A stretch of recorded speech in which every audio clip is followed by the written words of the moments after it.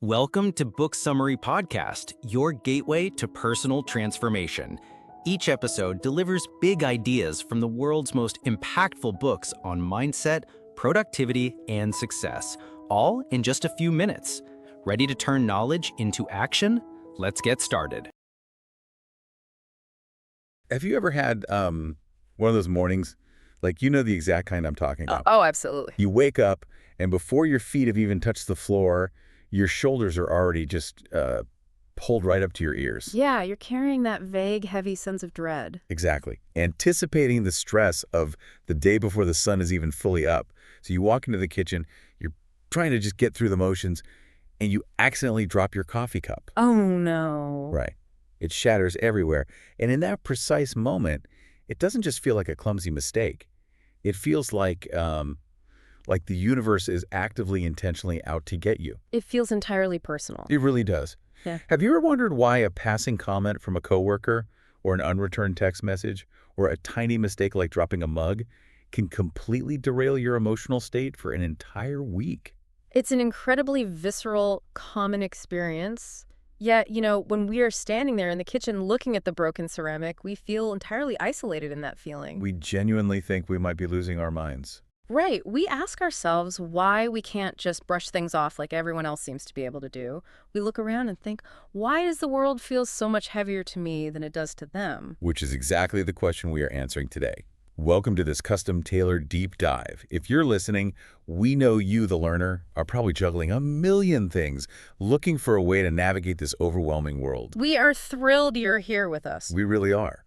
The mission for our deep dive today is to unpack a profoundly insightful guide to breaking free from all that emotional chaos. The chronic overthinking. Yes, and the self-sabotage that keeps us stuck.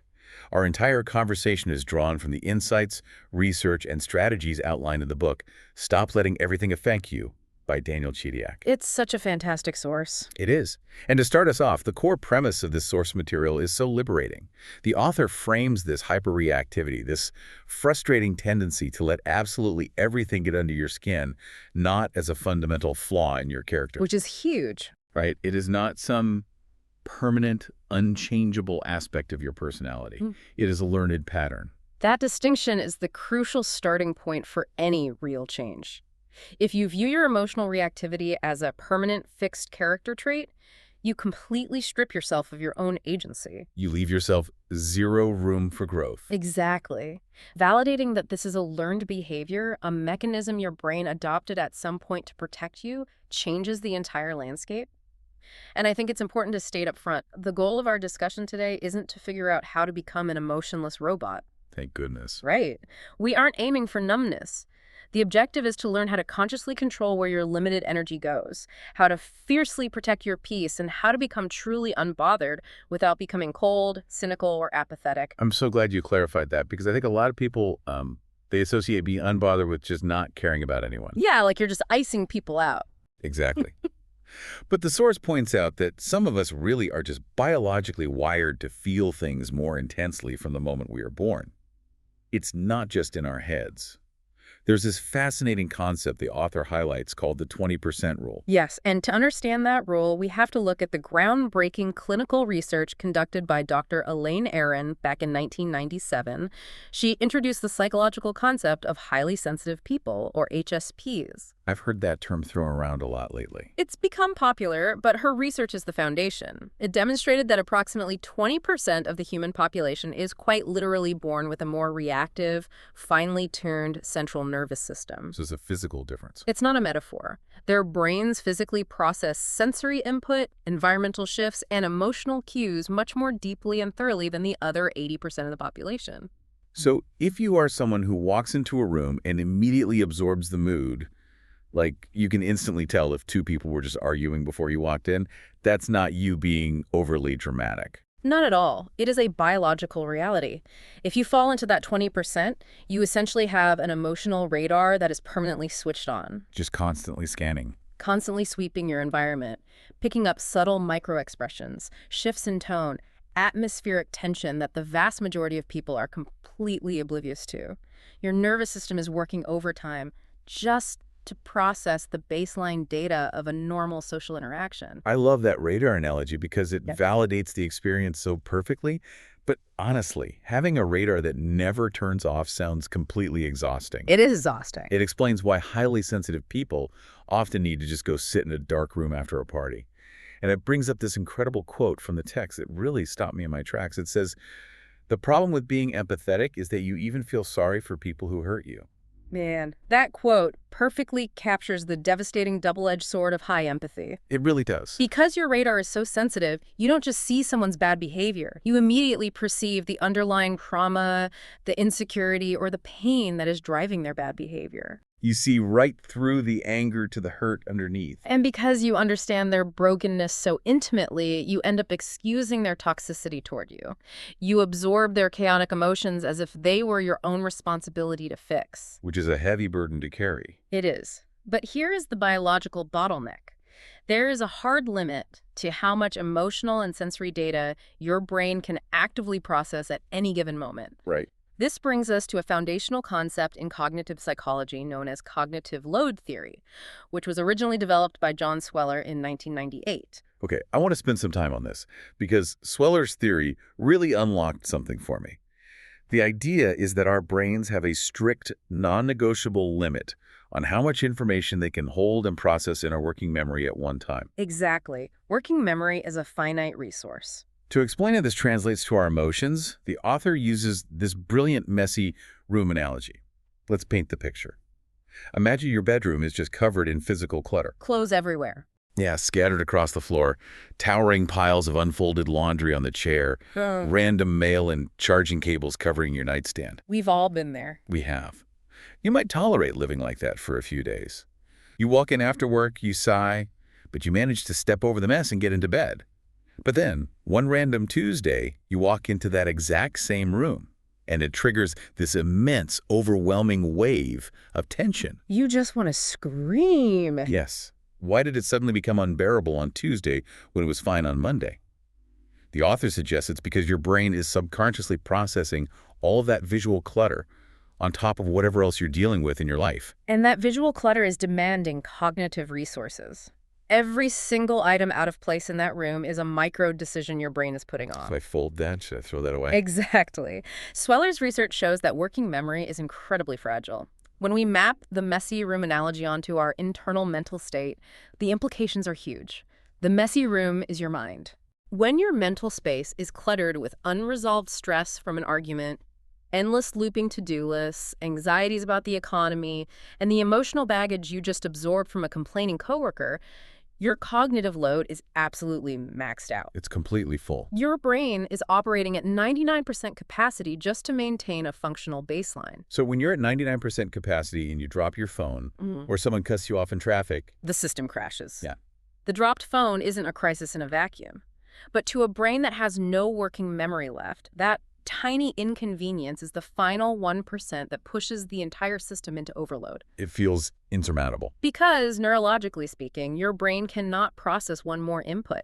The tears, the panic, or the sudden rage that follow aren't really about the phone or the traffic. They are the catastrophic overspill of a mind that simply has no processing power left to give. Which perfectly explains why we sometimes fly off the handle over the smallest, most ridiculous things and then feel crazy afterward. We're trapped in this invisible pressure cooker. That's a great way to put it. And once our cognitive load is maxed out like that, our brain starts doing some very strange, unhelpful things to try and regain a sense of control. The source material calls this entering the thought prison. Because instead of relaxing, our brain throws us into a brutal anxiety loop. The anxiety loop is a deeply ingrained biological response driven by something psychologists call the negativity bias. Negativity bias. Right. Research by Roy Baumeister and his colleagues in 2001 proved quite conclusively that bad events, negative emotions, and critical feedback have a vastly greater impact on our psychological state than positive ones. So the bad stuff just sticks better. Yes. It takes a significant amount of positive reinforcement to undo the impact of one harsh criticism. But why are we built like that? It seems like a terrible design flaw to prioritize misery. It's not a flaw, it's a survival mechanism. From an evolutionary standpoint, prioritizing the negative made perfect sense. Our early ancestors' brains had to fixate on potential threats in order to keep them alive. Okay, that makes sense. Missing out on a beautiful, positive experience, like failing to notice a lovely sunset, was perfectly fine. But failing to notice a negative cue, like the subtle rustle of a saber-toothed tiger in the brush, meant immediate death. Wow. The brain evolved to treat negativity as a matter of literal life and death. But I'm not running from the saber-toothed tiger. The most dangerous thing I face on a Tuesday is a passive-aggressive email from accounting. True. Yet my brain takes that exact same primal life-or-death survival mechanism and applies it to totally non-lethal modern threats. We experience the exact same biological panic, the same heart palpitations, over fearing embarrassment in a meeting, or stressing over a text message where you see the 3 little typing dots appear and then suddenly disappear. The worst feeling. Our brain is treating a left-on-read text message like a predator in the bushes. And that is the central tragedy of the modern nervous system. The hardware hasn't updated to match the environment. That is so true. But it brings up an even more complex issue. Even when we recognize that the text message isn't going to kill us, why do we keep obsessing over it? Why do we endlessly replay embarrassing memories when we know it's making us miserable? That is the million-dollar question. If thinking about it hurts, why can't I stop thinking about it? Dr. Susan Nolan-Hoeksema conducted some of the most important psychological research of the modern era on this exact phenomenon back in 2000. In clinical terms, it's known as rumination. Rumination. She found that constantly replaying distressing experiences, chewing on past pain, analyzing every word of a bad conversation over and over does not lead to closure. It does not lead to problem solving. Really? In fact, her data showed that rumination actively paralyzes problem solving. It deepens the emotional suffering and directly acts as fuel for anxiety and depression. I want to push back on that a little bit, though, Yeah. because when I'm agonizing over a problem, my brain genuinely feels like it's doing important work. It does feel that way. It feels like if I just think about the argument one more time, from one more angle, I'll finally crack the code and find the perfect thing I should have said. How is that not problem solving? That feeling of doing important work is exactly the trap. It's an illusion created by a psychological drive called cognitive consistency. Cognitive consistency. Yes. The human brain has a powerful preference for familiarity over comfort. Let me say that again. The brain prefers what is familiar to what is comfortable. Wait, it prefers familiar pain to unfamiliar peace. Exactly. If your mind has been conditioned over years to expect chaos, pain, or high-level anxiety, then a state of peace actually feels unfamiliar. And to the primal brain, unfamiliar equals dangerous. Oh, wow. Your brain will unconsciously reward you for ruminating because it mimics the feeling of taking action, but more importantly, it returns you to a familiar state of distress. Returning to familiar pain is often more palatable to the anxious brain than stepping into the completely unknown, unmapped territory of letting the issue go. We literally become addicted to our own stressful thoughts because they act like a bizarre safety blanket. We build our own thought prison just to feel secure. Yes. So how on earth do we break out of a prison we are actively choosing to stay inside? The book offers a really beautiful thought experiment to help us break the rumination cycle by forcing us to zoom out. It's a great exercise. It asks the reader to imagine an observer, an alien from another planet, looking at Earth through a telescope. This observer sees this incredibly vibrant, miraculous blue and green ecosystem teeming with millions of life forms, entirely isolated in a universe of endless freezing, lifeless rocks floating in the dark vacuum of space. Quite the visual. And this observer realizes that we humans who get to live on this miraculous oasis for an infinitesimally brief window of time are wasting our days actively stressing ourselves out over a snarky comment from a neighbor. It is the ultimate perspective shift. When you are caught in an anxiety loop, your focus is entirely microscopic. You are looking at your life through a tiny keyhole, so whatever is right in front of the keyhole looks massive and all-consuming. It takes up the whole view. To counter this microscopic focus, the author beautifully references the story of Job from the biblical text, which provides a brilliant historical and cosmic lens. Right. Job is a man who loses absolutely everything: his immense wealth, his physical health, his children. He is sitting in the ashes of his life, demanding an audience with God. He wants to know why this tragedy is happening to him. He wants the reasons. And the response he gets is so unexpected. God doesn't show up with an itemized spreadsheet explaining the mechanics of his suffering. Instead, the response is a series of majestic, almost overwhelming questions about the universe, like, Where were you when I laid the foundation of the earth? Can you bind the chains of the Pleiades or lose the cords of Orion? Precisely.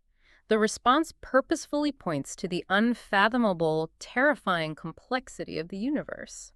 What we are meant to synthesize from this narrative is that our human perspective is inherently painfully limited. We only see a fraction of the picture. We are looking at a single thread and trying to judge the entire tapestry of reality. When we force ourselves to zoom out, whether we use the lens of an alien looking at our planet or a historical lens looking at the span of human civilization, we trigger a cognitive reset. We zoom out. We realize that the current stressor, the thing causing our chest to tighten at 3 a.m., almost certainly won't matter in 6 months. It is a blip in the grand scheme of the cosmos. I love the cosmic perspective. It's poetic. But let's be real for a second. When you are in the middle of a full-blown panic attack because your boss just sent a vague email saying, "We need to talk," Oh, that email is terrifying. philosophy and causing tapestries can only get you so far. I can't look at the stars in the middle of the office. We need actual boots-on-the-ground tactics to survive those moments. Absolutely. And that is exactly what the source material provides next. Tactical solutions for emotional autonomy. The very first tool is something called the witness practice. The witness practice is about fundamentally shifting your relationship with your feelings, primarily through language. Usually, when we experience a strong emotion, we immediately fuse our identity with it. We say, I am angry, or I am anxious, or I am sad. Yeah, that's just how we talk. We let the temporary emotional state define our entire sense of self in that moment. The witness practice asks you to purposefully shift your internal language to create psychological distance. How so? Instead of saying, I am angry, you say, I notice anger arising in me. Or I am observing a feeling of anxiety in my chest. Honestly, that sounds a little woo-woo. Does just changing a few words in my head actually do anything? Or is it just toxic positivity rebranding? It is entirely grounded in neuroscience, not woo-woo at all. It does something profound on a functional neurological level. Color me intrigued. When you fuse with an emotion and say, I am angry, your amygdala, which is the brain's emotional alarm system, is running the show. But when you specifically name an emotion as an external object and observe it objectively, you force the brain to activate the prefrontal cortex. Which is the logical part, right? Yes, that is the advanced logical reasoning center of your brain behind your forehead. By forcing the prefrontal cortex to analyze and label the emotion, you simultaneously reduce the electrical activity in the amygdala. It is fascinating. It's essentially neurological alchemy. You are using the structure of language to physically throw water on your brain's panic center. So the language forces the logic center to turn on. I love that. And to pair with that internal tool, the author introduces an external tool called attention sanctuaries. These are so important. The premise here is that our directed attention, our ability to focus deeply on one thing, gets depleted incredibly fast by the constant barrage of notifications, demands, and micro-decisions we face all day. So the book suggests creating a physical sanctuary to let that system recharge. Total break from the input. This means zero technology. None. Natural elements like sitting near a houseplant or just looking out a window at a tree. And most importantly, temporal boundaries. You explicitly tell yourself or your family, I am going into this room for 10 minutes, and I am entirely unavailable unless the house is on fire. You have to protect that time. It acts as a complete hardware reset for your attention restoration system. It is essential daily maintenance for the modern brain. But this naturally leads to a major hurdle. You sit down in your beautiful tech-free sanctuary, you look at your houseplant, and immediately your brain starts screaming at you about all the things you aren't doing. Oh, definitely. The to-do list just takes over. The intrusive thoughts follow you right into the sanctuary. This is where the concept of thought containment and mental strength conditioning become vital. A lot of people try to handle intrusive thoughts through brute force suppression. They just yell at themselves internally, stop overthinking, stop worrying. Just trying to shove the thoughts away. But decades of psychological research, most notably Daniel Wegner's studies on ironic processing in 2012, show that suppression always backfires. It's known as the white bear effect. Oh, I've heard of this. If I look at you right now and say, I will give you $1 million, but whatever you do not think about a white bear. What is the only thing your brain can picture? A giant, fluffy white bear sitting right in front of me. Exactly. The act of monitoring your brain to ensure you aren't thinking about the bear requires you to hold the concept of the bear in your working memory. Suppression is a trap. So if suppression doesn't work, what does? Instead of suppression, the book recommends a clinical technique called containment.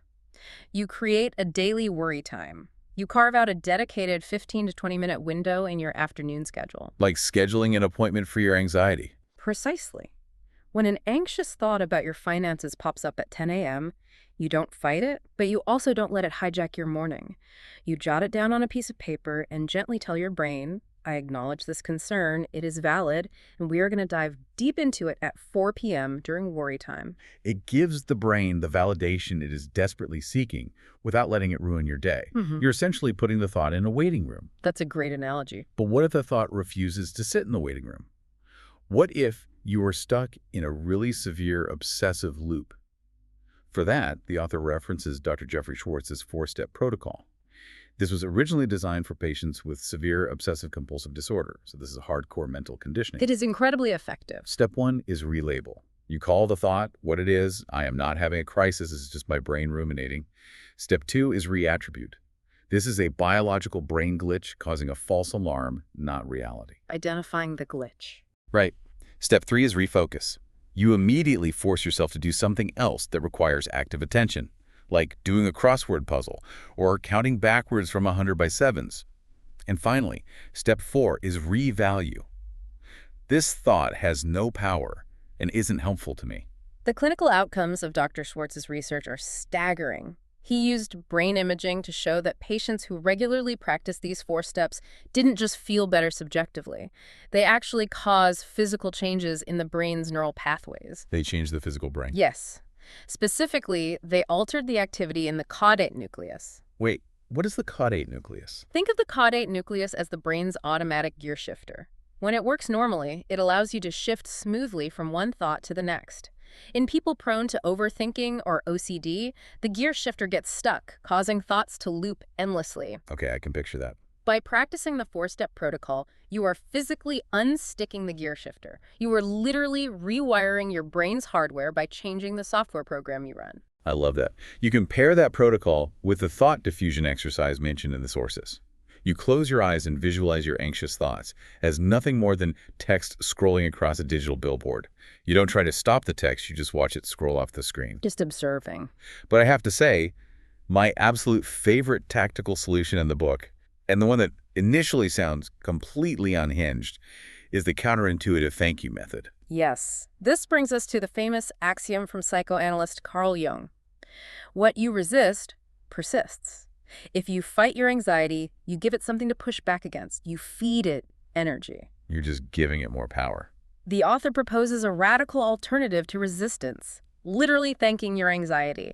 When that familiar, terrifying tightness hits your chest and your throat closes up, instead of going into a secondary panic about having a panic attack, you force yourself to smile and say, thank you, anxiety, for showing up again. I've missed you. Thanks for trying to keep me safe. I have to be completely honest. My immediate reaction to reading that was intense skepticism. Oh, it feels very weird at first. If I am in the middle of a panic attack, saying thanks so much for the suffocating chest pain, buddy, feels ridiculous. It feels like I'm gaslighting myself. Right. Why on earth would acknowledging it like a friend make it go away? It works precisely because it entirely sidesteps the brain's analytical problem-solving pathways.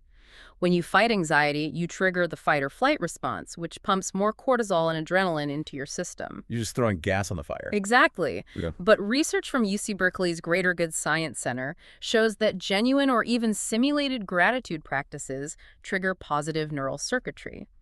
By expressing gratitude for the anxiety, you introduce a completely different, incompatible emotional frequency into your nervous system. So you're changing the channel. You cannot be genuinely grateful and terrified at the exact same moment. You short-circuit the anxiety loop because you remove the fear and the resistance that the anxiety absolutely requires to sustain itself.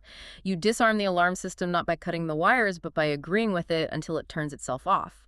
Okay, that makes a lot of sense when we're dealing with our own internal alarms. But what happens when the stress isn't just internal?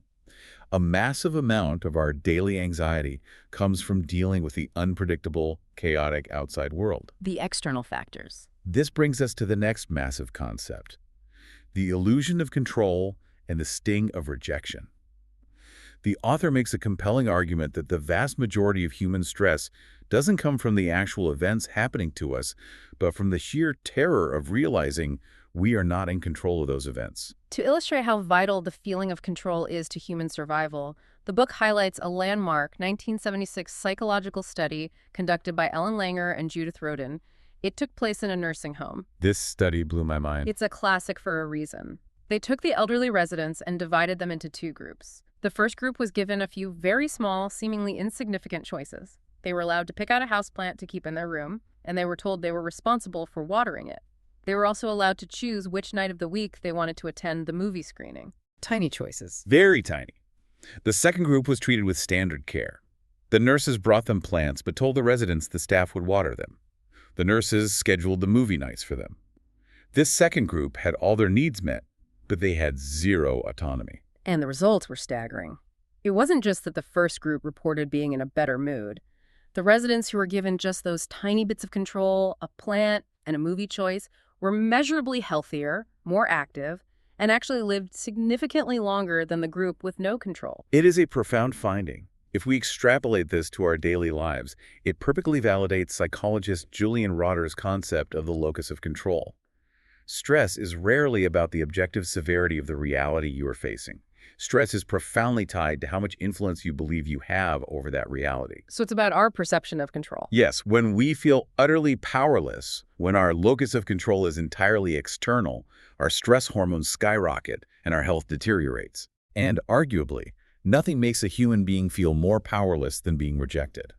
Social rejection is the ultimate loss of control because someone else is making a unilateral decision about your worth. It's devastating. There's an incredible study from 2003 by researcher Naomi Eisenberger that the author mentions, which completely changes how we view a broken heart. Yes. Eisenberger's fMRI study is revolutionary.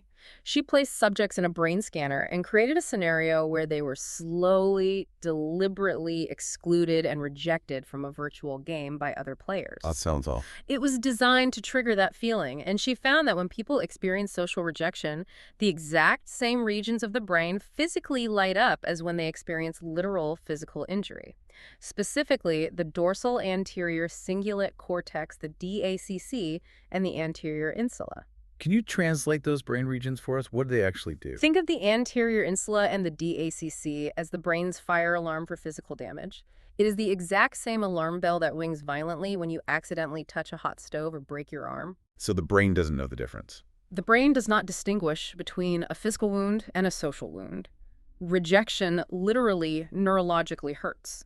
It is an evolutionary adaptation. For our early nomadic ancestors, being rejected and exiled from the safety of the tribe meant certain death by starvation or predators. If the group left you, you died. So the brain evolved to treat social exclusion as a mortal physical threat. When we are rejected, we feel a deep, agonizing powerlessness. And how does the human brain instinctively respond to powerlessness? It frantically seeks to regain control. It wants to win. It wants to flip the script so we aren't the loser anymore. Precisely. We want to prove the other person wrong. We want to make them regret rejecting us. Research by psychologists Chester and DeWall in 2016 showed that seeking revenge, or even just chasing the validation to win a breakup or an argument, triggers a massive dopamine hit in the brain's reward center. We get hooked on that feeling. We become literally addicted to the chemical rush of trying to fix the ego wound. The sources map this out so perfectly when looking at the modern dating cycle. I'm sure everyone listening has seen this happen or done it themselves. You meet someone, you go on a few dates, and then they suddenly ghost you. They reject you. And it stings. It causes this deep, agonizing ego wound. So what do? Instead of grieving, you immediately go out and try to lock down a new, elusive, difficult-to-attain person. You obsess over winning them over. Not because you actually love this new person, but because successfully securing their affection gives you the exact dopamine hit you need to erase the feeling of powerlessness from the last rejection. You're trying to balance the scale. You are actively using a new human being as medication for an old wound. It is a deeply toxic, deeply common cycle. You are trying to control someone else's perception to heal your own pain. So how do we reclaim our agency without falling into the trap of trying to manipulate or control others? Right. What's the healthy way out? The author proposes a tactical exercise called the control inventory. You take a piece of paper and draw a line down the middle. On the left side, you list every single thing about a situation that is stressing you out. Let's say it's a difficult mother-in-law. Always a classic example. You write down her snarky comments, her unannounced visits, her judgment. On the right side, you force yourself to list the corresponding aspects of the situation that you can actually influence. You cannot control her personality, but you can control how often you answer her calls, and you can control whether you allow her into your home unannounced. You bring the locus of control back to yourself. You also implement the emotional circuit breaker. When you feel that primal rejection panic hitting your chest, when you want to send that desperate triple text to the person who ghosted you, you force yourself to ground in the physical room. You name 5 things you can see, 4 you can touch. It breaks the panic loop.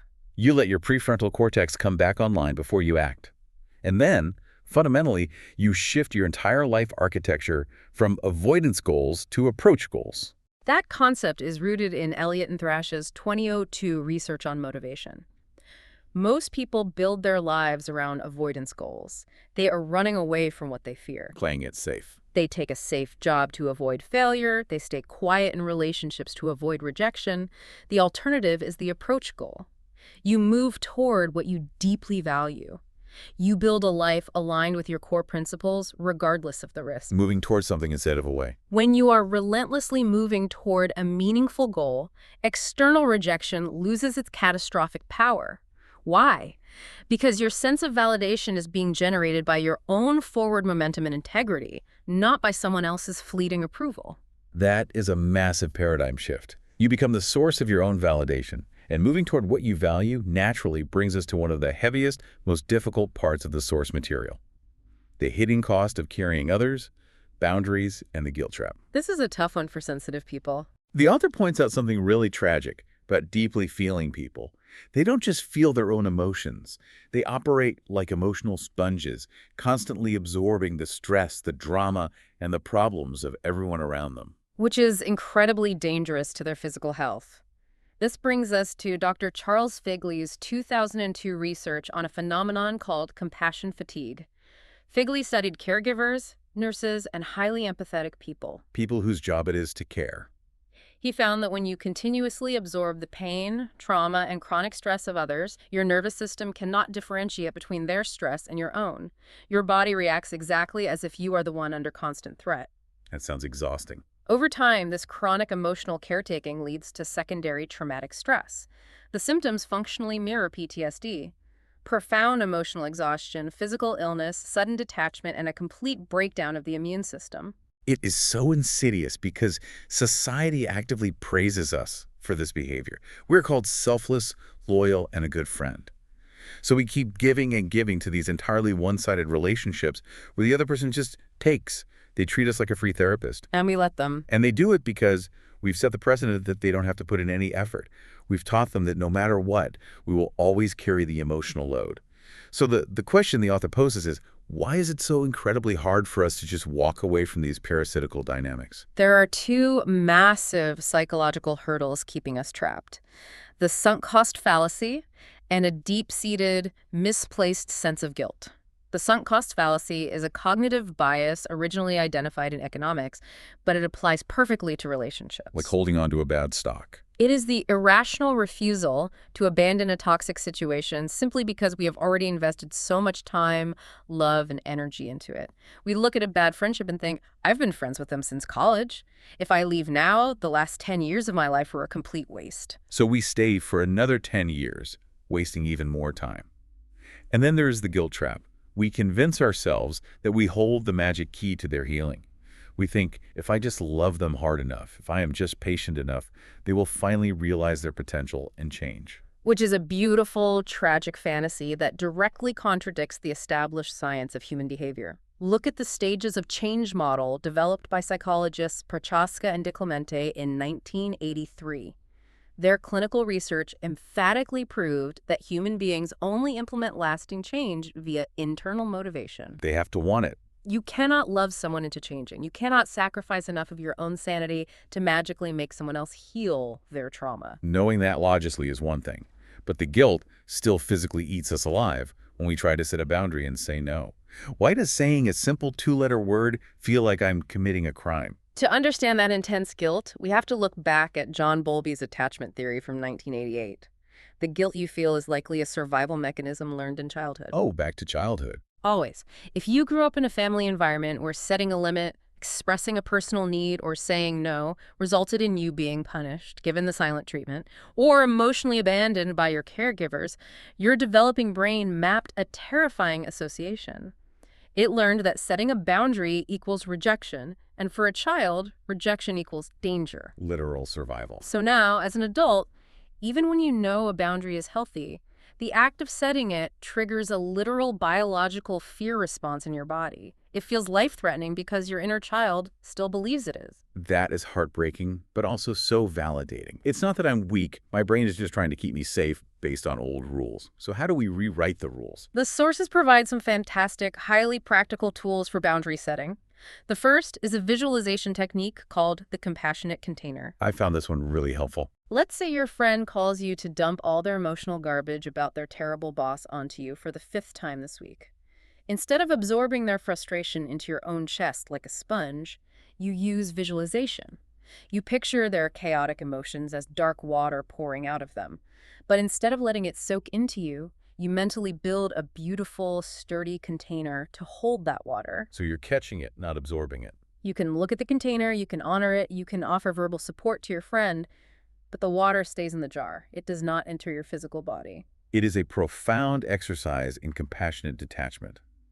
You are holding space for them, but you are not carrying the weight for them. The second tool the author introduces is for those chronic, one-sided relationships we mentioned.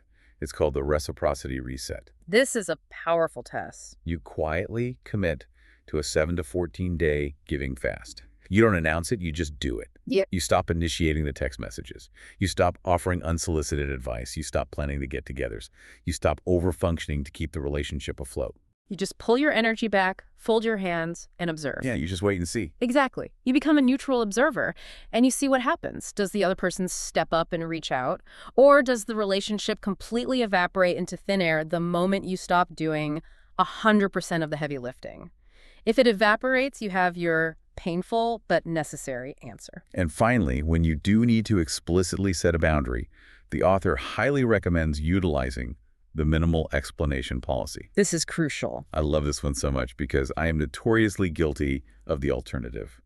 When we set a boundary, we constantly feel the anxious need to write a 5-paragraph essay justifying exactly why we can't do something. We offer excuses, we apologize profusely, but the author firmly reminds us that this— You don't, because over-explaining is just another fawn trauma response. When you over-explain, you are subtly begging the other person to validate and approve of your boundary. You are handing your power right back to them. When you state a boundary cleanly, politely, and minimally, you reclaim your authority over your own life. which is an absolutely vital skill to develop. Because unfortunately, sometimes the people draining our energy aren't just clueless or needy. Sometimes they're actively, intentionally manipulating us to serve their own ends. That's the darker side of this. This brings us to one of the most intense parts of our deep dive: gaslighting, victim playing, and reclaiming reality. It is a dark but absolutely necessary turn in the material. To protect ourselves, we have to clearly define what we're dealing with. Gaslighting is not just lying. Gaslighting is a deliberate, systematic, psychological manipulation tactic designed to make the victim question their own memory, their own perception, and ultimately their own sanity. That makes you feel crazy. When you muster the courage to bring up a genuine hurt to a gaslighter, they don't just deny it. They say, "That never happened, you made that up." Or, "You have a terrible memory," or "You're acting crazy right now." And if making you doubt your memory doesn't work, they pivot seamlessly to playing the victim. This is the most maddening part. You confront them about something terrible they undeniably did to you. And somehow, through this dizzying twisting of the narrative, by the end of the conversation, you are the one apologizing to them. They manage to make it seem like your reaction to their abuse is the actual problem. The clinical psychology behind this behavior is deep and fascinating. It primarily stems from psychological projection, which is a defense mechanism originally identified by Freud and later expanded upon by researchers like George Rial in 1992 and Albert Bandura in 1999. Projection. The manipulator experiences severe cognitive dissonance between their terrible abusive actions and their internal belief that they are fundamentally a good, flawless person.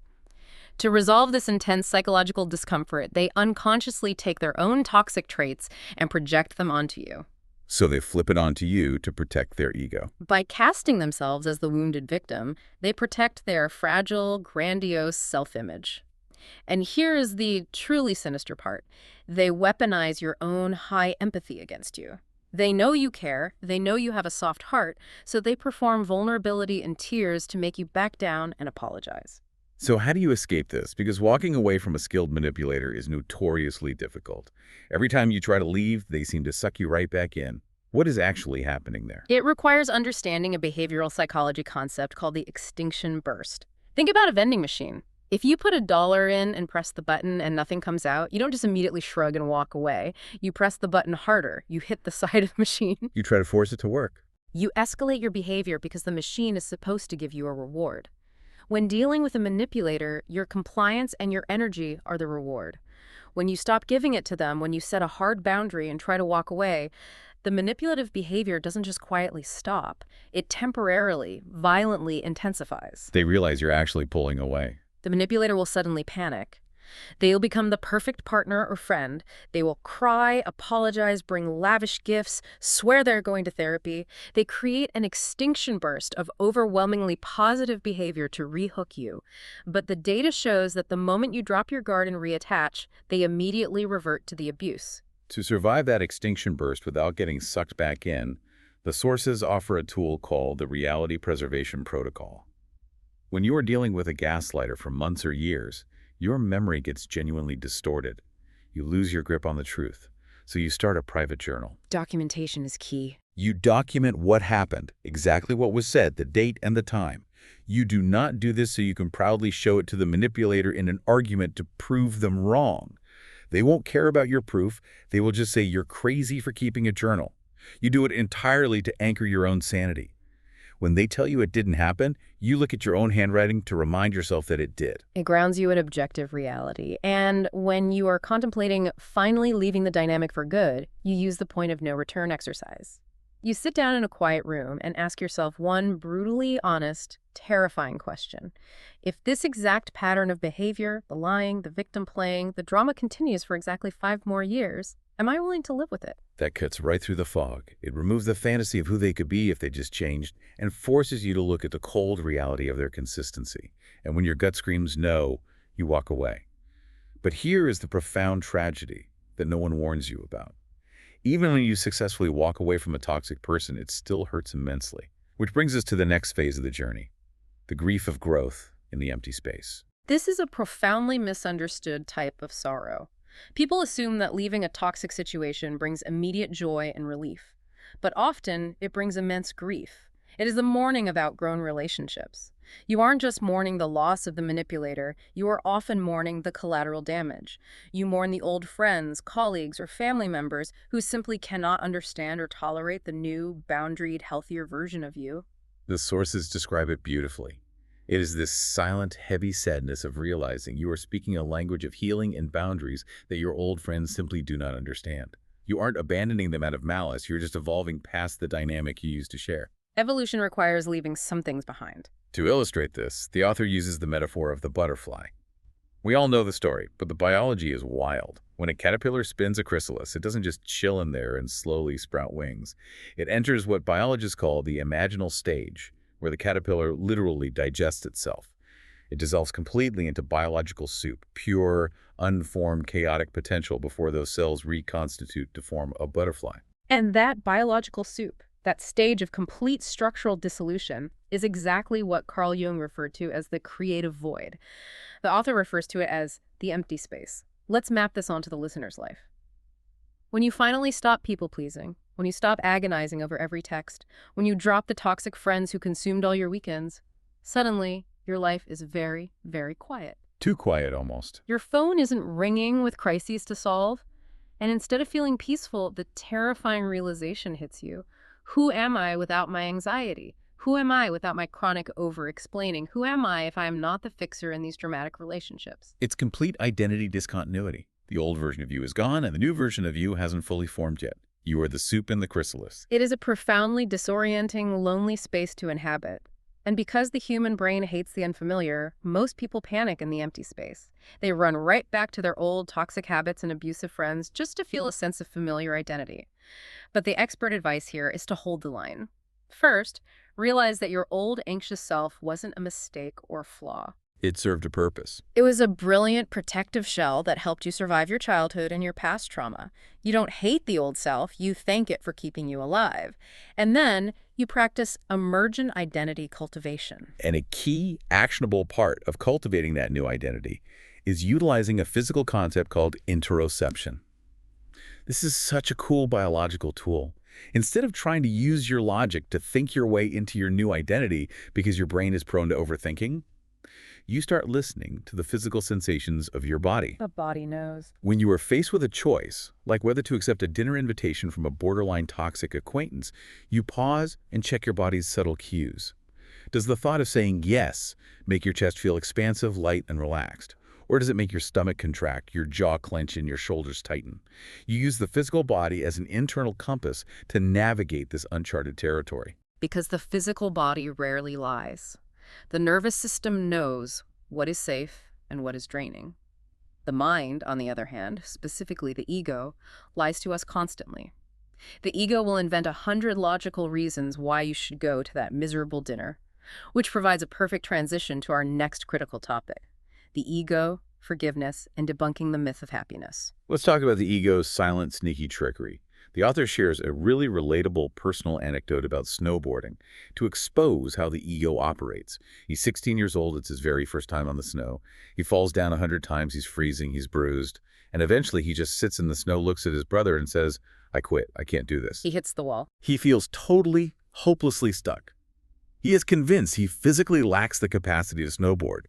But his brother aggressively pushes him to get back up. And by day 4 of the trip, he's effortlessly cruising down the mountain. The profound lesson he draws from this is that the feeling of being stuck in life is almost always an illusion created by the ego. You are never actually stuck. Sometimes, just initiating a physical movement like taking a long road trip, rearranging your living room, or going for a run can completely dissolve complex mental blocks by shifting the stagnant energy. We culturally misunderstand the concept of the ego. When we hear the word ego, we usually picture extreme arrogance, boasting, or narcissism. But the ego is much more mundane and protective than that. The ego is essentially a hypervigilant, deeply conservative security guard living in your mind. The security guard. Its primary job is not to make you happy or fulfilled. Its job is to keep you safe from harm. And the ego defines safe exclusively as familiar. So the ego's voice isn't always boasting. Often the ego is the quiet voice telling you not to try the new hobby so you don't look foolish in front of strangers. It's the voice telling you to stay in the miserable dead-end job because at least you know the parameters of the misery.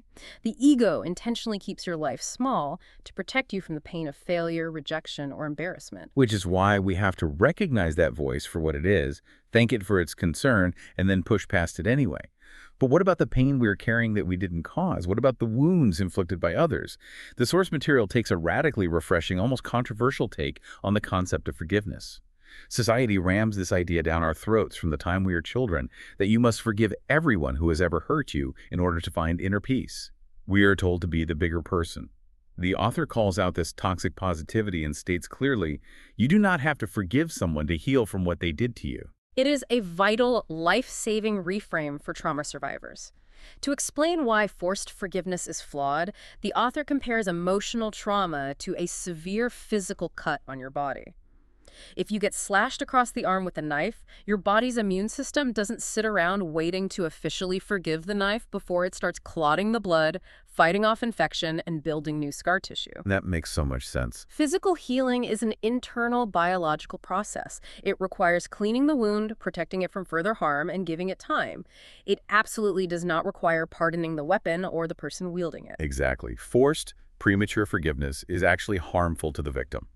If someone horribly betrays you and society or your religious community tells you that you have to forgive them immediately to be a good person, you just end up layering profound guilt on top of your existing trauma. You feel like a spiritual failure because you are still secretly angry. Precisely. Forgiveness is a beautiful, transformative experience when it arises naturally on its own timeline, often years down the road. But when it is forced as a performance of spirituality or maturity, it impedes true healing.